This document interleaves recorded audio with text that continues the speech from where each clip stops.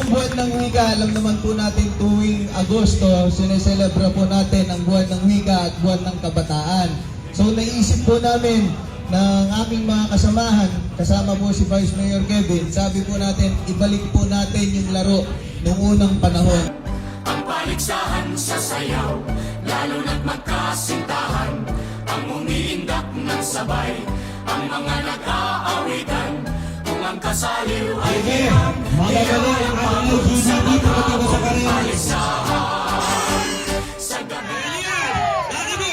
Dahil hindi na rin po nagiging aktibo ang mga bata, bakit kaya hindi natin ibalik yung laro noon kung saan sila ay papawisan?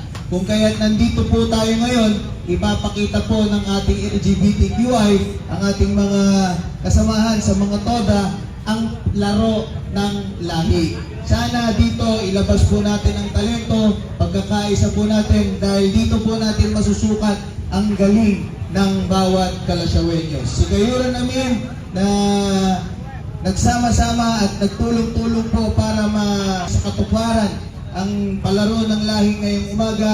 Ako po ay lubos na nagpapasalamat po sa inyong lahat. Again, si Kayuran namin, let's enjoy ng palaro ng lahi. Alam ko po mag-enjoy po tayo. Sana hindi lang po tuwing Agosto natin ito laruin. Sana may bayat pa po natin. Down to the barangays, down to each community ang palaro ng lahi. Na tinatanghal sa magla, may mga naka